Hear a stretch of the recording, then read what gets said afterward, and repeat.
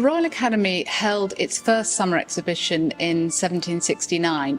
It was a much smaller affair than today. There were only 136 works shown, but it steadily increased in popularity throughout the 18th century. The art establishment in the 18th century was a very open one and in some ways quite underdeveloped. So when the first public exhibitions happened from 1761 onwards, they were very much open to anybody to submit work. So when the Academy had its first exhibition in 1769, that was no different. Anybody could submit work, but the members of the Royal Academy had precedence and their work was shown, however many they wanted to show.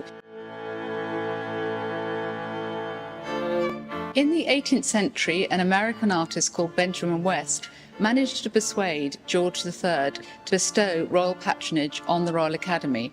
There had been earlier academies, but none of these had survived, and I think that the success of the Royal Academy owed much to the fact that George III patronised it.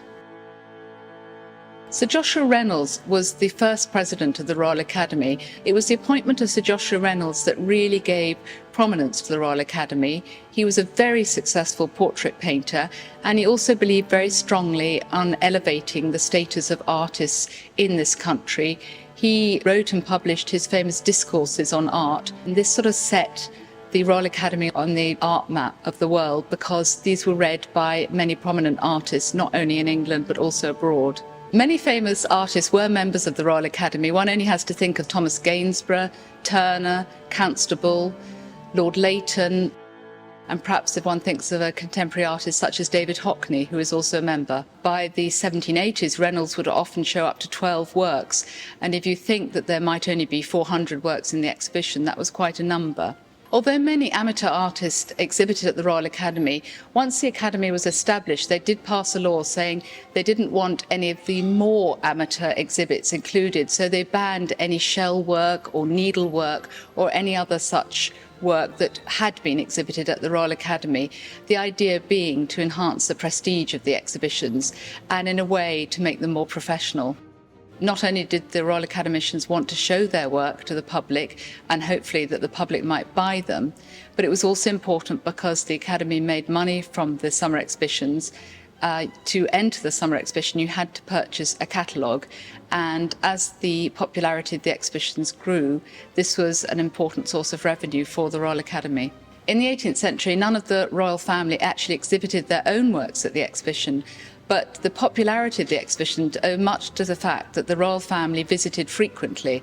In fact, in the early 19th century, the exhibition was closed on Sundays, with the exception of the royal family, who were allowed to make private visits, often shown round by the president of the day. Members of the royal family often bought directly from the exhibition or sometimes had commission works which were subsequently shown in the exhibition. For instance, a wonderful portrait of one of George III's children would then be shown in the Royal Academy. Artists were very keen to show their works even if they weren't for sale. Members of the royal family often commissioned portraits which were subsequently shown in the Royal Exhibition, and this greatly enhanced the status of the artists, and the hope was that other patrons would come along and commission further portraits of their own family, having seen the one in the exhibition which had been commissioned by the royal family. There have only been about 900 members of the Royal Academy from its foundation to present day, because members only become senior academicians when they reach the age of 75.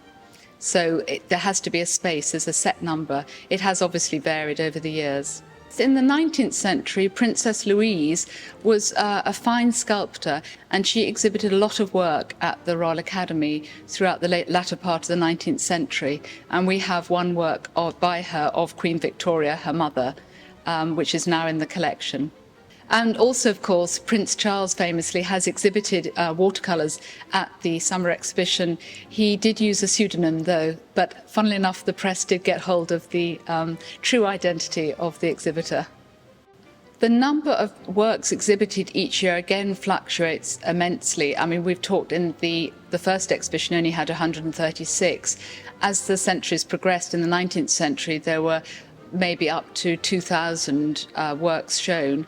In the 20th century, there's been a decline over the last few years because people are no longer perhaps so happy seeing very crowded exhibitions, and they have thinned down.